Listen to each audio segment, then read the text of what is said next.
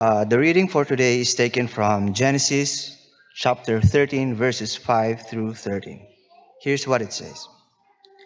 And Lot, who went with Abram, also had flocks and herds and tents, so that the land could not support both of them dwelling together, for their possessions were so great that they could not dwell together.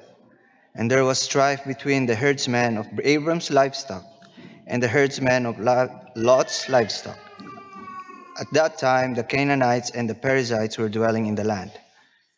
Then Abram said to Lot, Let there be no strife between you and me, and between your herdsmen and my herdsmen, for we are kinsmen. Is not the whole land before you? Separate yourself from me. If you take the left hand, then I will go to the right. Or if you take the right hand, then I will go to the left.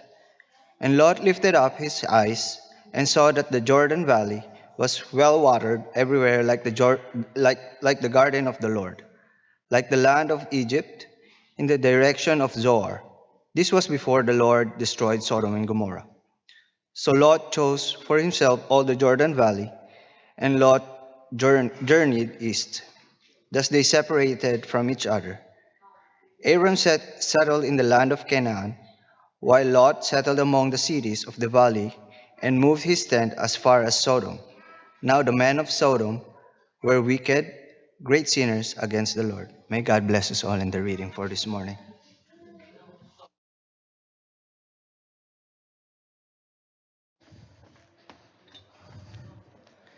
Good morning, everybody. Everybody loves a story, right? I think it's just part of what it means to be human, actually. Facts, figures, opinions, they're sort of interesting maybe, but when you hear those same facts and ideas woven into a narrative, experienced through the lives of the characters in a story, it can mean so much more. It can be so much more impactful. It's been this way forever. We've been telling stories forever. Stories can help us see things from a different point of view. They have the power to shape our minds, to reshape our minds, and reform our thinking about what we believe to be true. Through a story, we can enter into a new world where ideas can play out, and then we can draw conclusions from that, the moral of the story. And those morals can reshape the way we live our lives today. It's powerful. Stories are powerful. They're engaging, right? They're alive in some ways. Everybody loves a good story. And so today I'm thankful that we can enter into this story together from the first book of the Bible. It's a story about an uncle and his nephew and a somewhat sort of weird but yet powerful relationship between them. The characters of the story come to us in Genesis 12, and I'll read a few verses here, kind of sporadic maybe, but we'll get the gist of it. The Lord said to Abram, "Go from your country, your people, and your father's household to the land that I'll show you." Verse 4, so Abram went, as the Lord had told him, and then verse 5 says, he took his wife Sarai, his nephew Lot, and all the possessions that they'd accumulated. So this is the setup for the story. God calls this man named Abram, also known as Abraham, to leave his hometown and go to the land where God will make him into a great and powerful nation. Abram was a faithful man, and so he leaves his home, takes his wife and his nephew Lot with him, and they go. It's a pretty simple start to the story. But like every good story, there's many twists and turns to come, and so we're going to go through some of that. This morning, I want to walk through this amazing story together and point out a few things along the way that I think will help us in our relationships with one another. You see, as simple as this relationship started between Abram and Lot, things get pretty complicated. But of course, that makes sense, right? Relationships are complicated. At least for Abram, one of the main complications was that his nephew ended up getting involved with the wrong crowd, you could say. I'm sure many of us can relate to this, right? We probably have experienced what it's like to see a loved one go down the wrong path. We see the dangers, but it seems like they're blind to it. What are we supposed to do in a situation like that? Now, I don't want to overpromise here because, we're not going to solve every relationship problem with this story.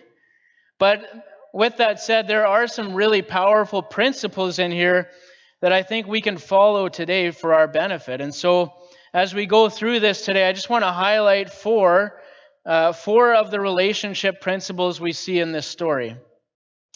So let's pick it back up where our reading was from this morning. We see the first problem right away. It comes up right away. Abram and Lot, they both had lots of animals, right? Lots of people with them. And it was crowded, too crowded. Verse 7 says that fights were breaking out between their clans. And this is where we learn the first principle of the relationships. Comes right away. We see this from Abram. As the older relative, he had a place of authority, and it would have been natural for him to choose the area he wanted for himself and send Lot away somewhere else. And especially in this, collectivist culture that they were in at the time, where respecting your elders, that was very important. It's actually astounding that Abram gave Lot the first choice of the land. And so we see this first principle for maintaining a strong relationship. It's humility. But of course, that's easier said than done, right? Especially when the person you're trying to be humble towards is not returning the favor, and that's exactly what happens. In verse 10, it says that Lot chose the best land for himself. I guess you can't blame him, right? His uncle gave him the choice and he picked what was best for him. Maybe that's what you'd expect. But it seems like Lot didn't care too much about how this would affect his uncle. He was enticed. He was enticed by what he saw in the plain of the Jordan, and he went for it, rather. But Abram, he was humble. He let it go. He could have put him in his place, but he didn't. He could have scolded him for being selfish. He could have pointed out the fact that since he's older, Lot should fall in line and respect him. He could have done that, but he chose not to. And I think there's a lesson in this for us. We live in a culture that's very much self-centered, don't we? We tend to see ourselves as the center of our own universe. But for those of us who are following Jesus, we're supposed to take ourselves out of the center and put Jesus there instead. But honestly, that's a hard switch to make. I don't really think it's something that we can do by just trying harder either. In my experience, the only thing that really makes that happen, the only thing that really helps us to put Jesus in the center is just to try to grasp how valuable he is, how valuable it is to be a child of God. And when we really get that, instead of thinking about how the things that are going on will affect us, we start to become more interested in how our actions will affect them and their relationship with Jesus. And that means that sometimes we will be wronged by other people. And I know that's not a popular thing to talk about or to suggest in our culture. I'm not saying that we should be a doormat for everybody else, but all I'm saying is that when Jesus becomes our focus, or when God becomes our focus instead of ourselves, we're naturally going to deprioritize our desire to win at all costs. We're going to see the value in humility for others. We're going to see that it's good to put others first for their sake. We see this humble attitude in Abram. He valued his relationship more than his pride. He was willing to suffer a loss to maintain peace with his nephew. Abram was playing the long game, you could say, and he knew the value of humility in that. Okay, so going back to the story, I just want to put a map up here so we can kind of visualize what's happening. The text says that after they separated, Abram stayed in Canaan, the land of Canaan in Mamre. But then Lot went to the cities of the plain, the Bible calls them, which is where these 5 kingdoms are here, including Sodom and Gomorrah. And don't forget this name because it's going to come up again later, Zoar, the city of Zoar. And so the plot thickens, you could say, with some pretty serious foreshadowing. As it says in Genesis 13, verses 12 and 13, Abram lived in the land of Canaan, while Lot lived among the cities of the plain and pitched his tents near Sodom. And here's the foreshadowing. Now the people of Sodom were wicked and were sinning greatly against the Lord. Dum, dum, dum, right? Something's coming. We're going to see that. So verse 13 makes it pretty clear that where Lot was headed, it was not a good place. This was the bad crowd, the wrong side of the tracks, you could say. And don't miss this detail either. It says here that Lot pitched his tents near Sodom, but not in Sodom, and that's going to come up again later. Maybe he just thought that he would be strong enough to resist the temptation to get involved with the bad influences, or maybe he was just blind to the risks of where he was walking into. But either way, it wasn't a good move for him. Temptation has a way of doing that, right? It has a way of blinding us.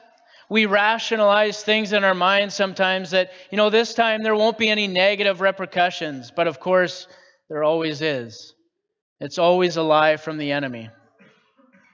I believe Abram saw the mistake that Lot was making by heading to this area, but Lot was just too blinded by the allure of the fertile land and his own dreams of success to see the dangers that were waiting for him. And this leads us to our second relationship principle. The fact that Abram gave Lot freedom to make his own choices. As his uncle, he could have forced him to go somewhere else. Abram seemed to know that it was a wicked place, but yet he allowed Lot to make his own decision. And just like the first principle about being humble, this one is hard to do too, isn't it? Maybe parents know this better than anyone else. When someone you love is headed down a bad path, it can be so difficult to watch. And I want to bring a little bit of balance to this too, because the Bible does say that we have the responsibility to look out for one another, to watch out for people who are caught in sin. We don't just let them wander off. Galatians says this in chapter 6, verse 1. It says, "Brothers and sisters, if someone is caught in a sin, you who live by the Spirit should restore that person gently, but watch yourselves, or you may be tempted." But what are we supposed to do if they don't want to be restored? What if they want to wander into the plain on their own, no matter what we say? What do we do then? It's complicated. I think this story shows us that sometimes it's going to come to a point where we have to let people make their own mistakes. This is probably one of the hardest things to do with someone you love. But sometimes the only way to really learn the danger of sin is to be hurt by it. It will leave a scar for life, and I wouldn't wish it on anybody. But it's also a powerful teacher.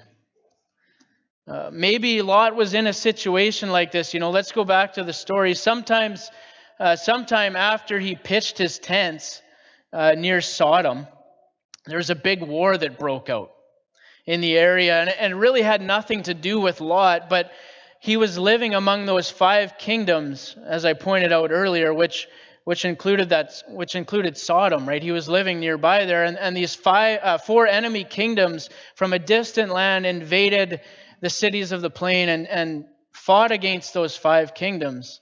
And as a result, Lot got mixed up in a war that had nothing to do with him, and it turned out pretty badly for him. We go into Genesis 14 now, verse 11. It says, "The 4 kings seized all the goods of Sodom and Gomorrah and all their food, and they went away. They also carried off Abram's nephew Lot and his possessions, since he was living in Sodom." I want to point out a couple things here. First of all, if you remember, we read previously that Lot had pitched his tents near Sodom. But now, after some time had passed, he moved right in. This was a bad move for him, because when the battle was going down, he got caught in the crossfire and he was taken captive. Thankfully, though, somebody familiar had his back. In Genesis 14, again, verse 13, A man who had escaped came and reported this to Abram the Hebrew. When Hebrew heard that his relative had been taken captive, he called out the 318 trained men born in his household and went in pursuit as far as Dan. And then verse 16 said, he recovered all the goods and brought back his relative and his possessions, together with the women and all the people. So Abram heard that his nephew Lot was captured, and he sprang into action, and he went to rescue him. And Abram and his crew, they not only recovered Lot, but they also got all the people and possessions from those other 5 kingdoms. This is a big win. And it brings us, I think, to our third relationship principle, that Abram was involved in Lot's life. Even though Abram didn't agree with his choices, it didn't stop him from being there when Lot needed him. Consider the fact that Mamre, where Abraham was living, was close to 100 kilometers away by foot. I'm sure that servant of Lot's, he could have gone to a lot of places to find help for Lot, but he knew somehow that the best place for him to go was to Lot's uncle. There's a lesson in this for us today, right? Someone you love might be mixed up in something that you don't agree with, and you might be angry about that, and maybe rightly so. But you might be tempted to cut them out. Don't do that. Stay involved anyway. As long as it's safe for you to do, as long as you're spiritually strong enough to avoid getting dragged into it yourself, stay involved. This doesn't mean that you condone what they're doing. Not at all. Actually, we see this from Abram. It was the opposite. Look at what it says in Genesis 14:21. After he'd brought everybody back, it says, the king of Sodom said to Abram, give me the people and keep the goods for yourself. But Abram said to the king of Sodom, with raised hand I have sworn an oath to the Lord, God Most High, creator of heaven and earth, that I will accept nothing belonging to you, not even a thread or the strap of a sandal, so that you will never be able to say, I made Abram rich. The king of Sodom, he wanted to give Abram a gift for helping to rescue his people, but Abram wasn't having any of it. It's very clear that he wants nothing to do with this king or this kingdom. It's clear that Abram didn't want Lot living there. He didn't like it. He didn't want him getting involved with these people, and it must have made him angry. But yet, he continued to stay involved in Lot's life. And as a result, Abram was the one that Lot turned to when things got tough. I think we should follow this same pattern too, not just because Abram did it, but also because we see this in Jesus. Jesus did this with so many people in his life. He was involved in people's lives, even if they were from the wrong side of the track, so to speak.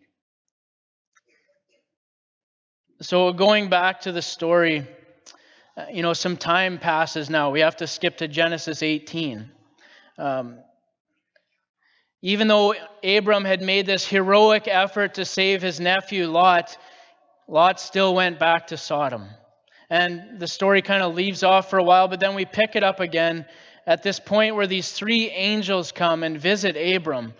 And they're bringing some intense news about the future of the city where his nephew is living.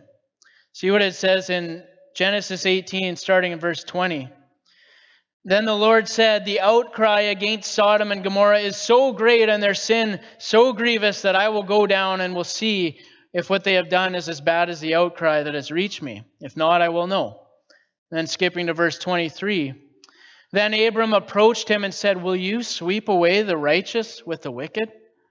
What if there are 50 righteous people in the city? Will you really sweep it away and not spare the place for the sake of the 50 righteous people in it?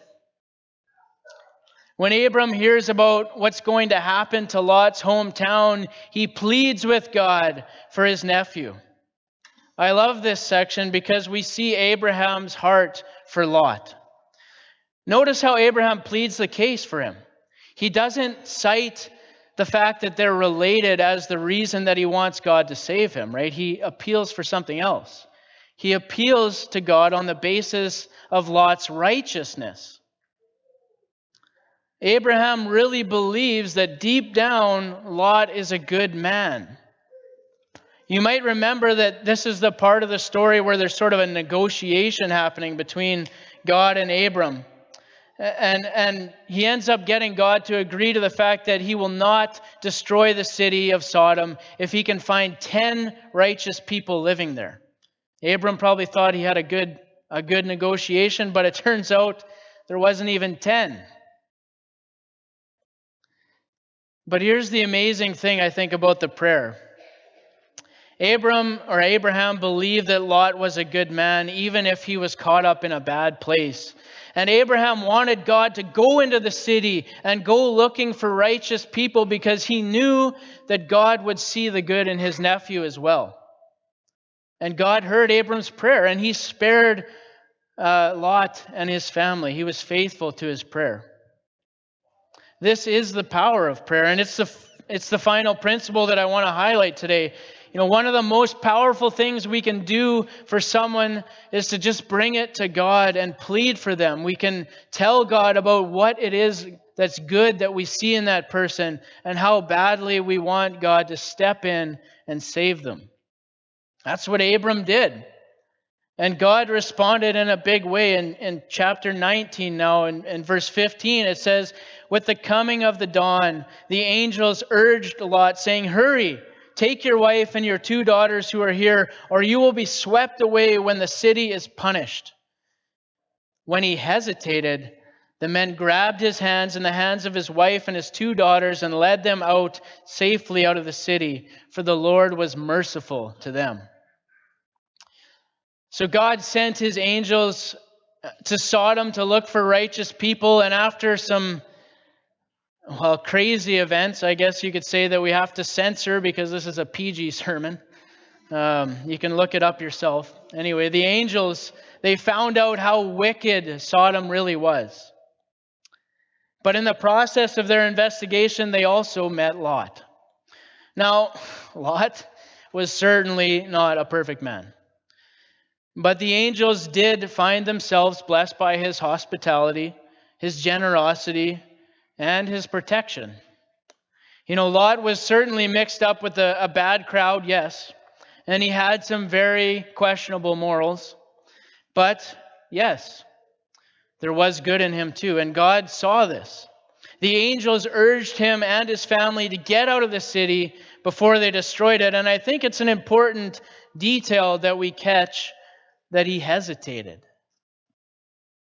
Even after all this, he had gone from being somebody who was living near Sodom to somebody who is living in Sodom to now he's at the point where he feels like in some ways he just can't really leave.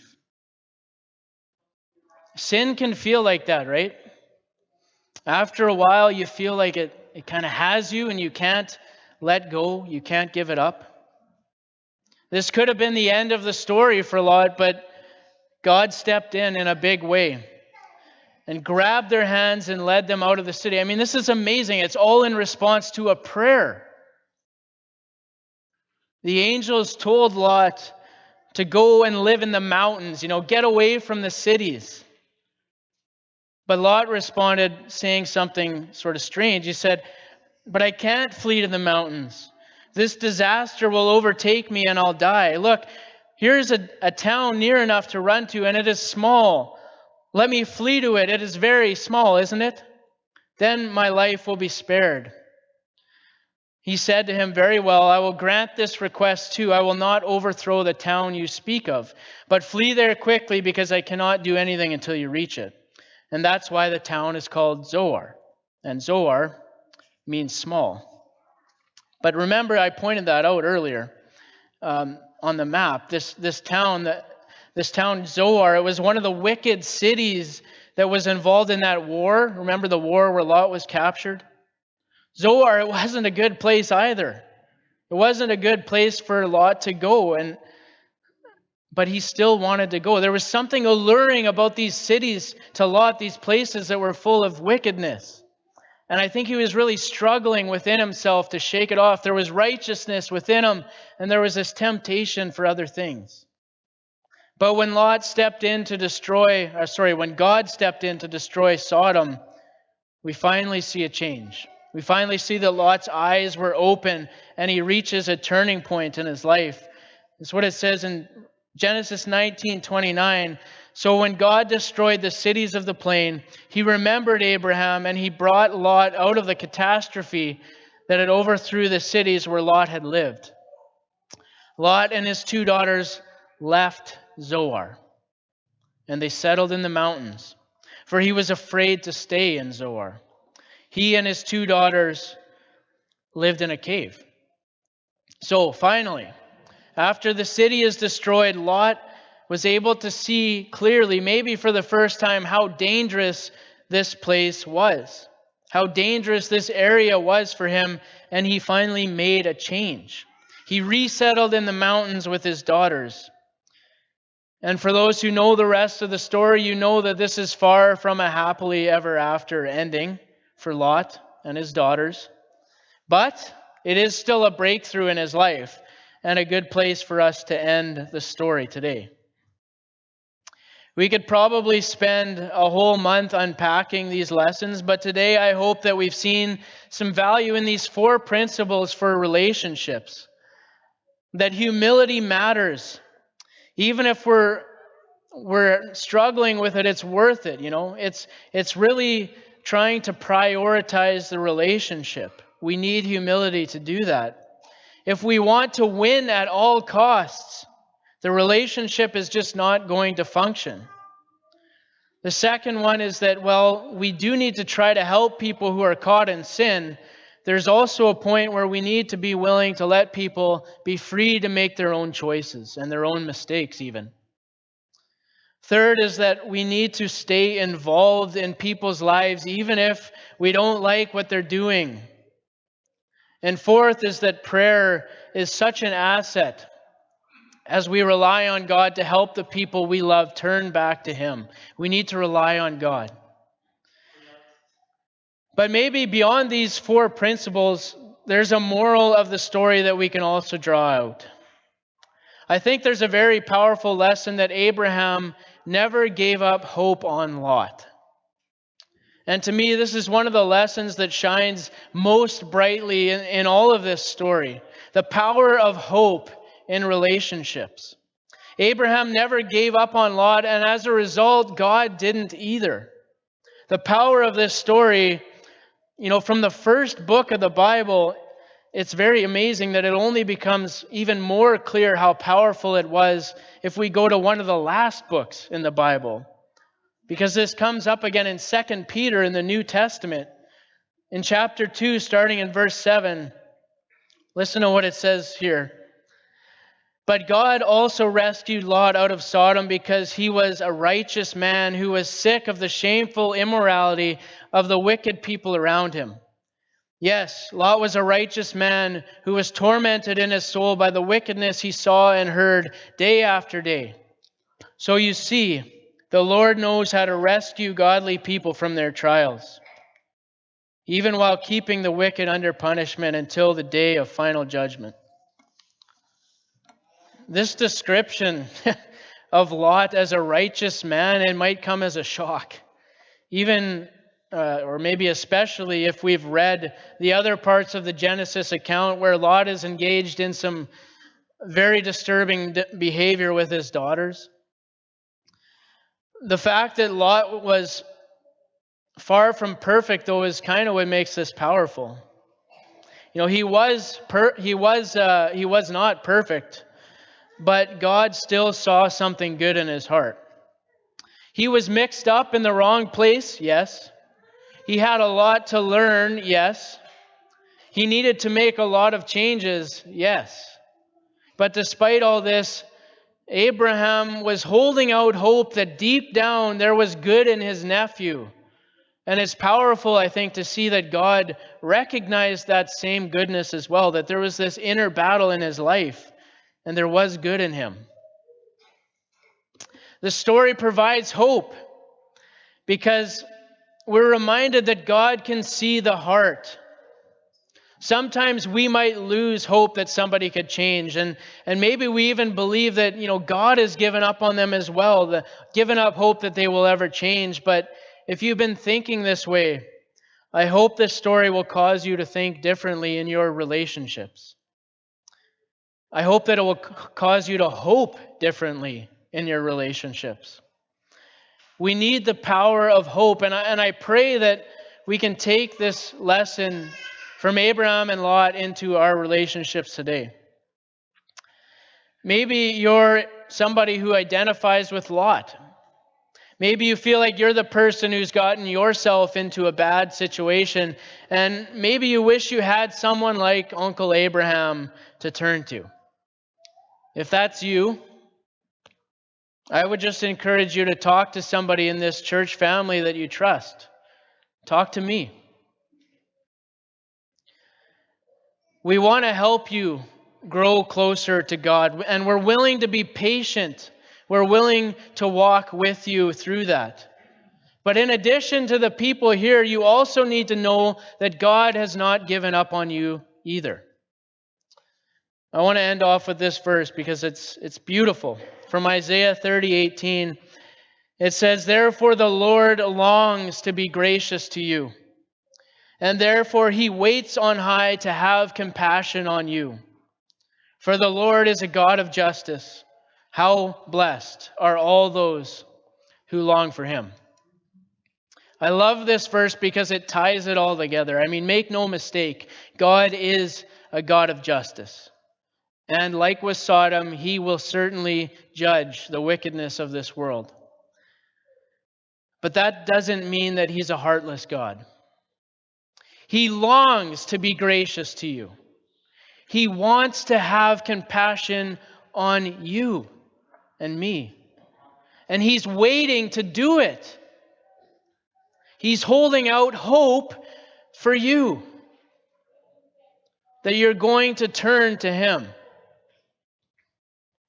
Would you do that today? Would you make the choice to follow Jesus and turn your life over to him through repentance and baptism? You will be so blessed, like this verse says, if you make that decision. God has not given up hope on you, and we shouldn't give up hope on one another. As the song we're about to sing goes, he's waiting and watching for you and for me to come home. May we remember this as we watch and wait for one another as well. Thank you for your time this morning.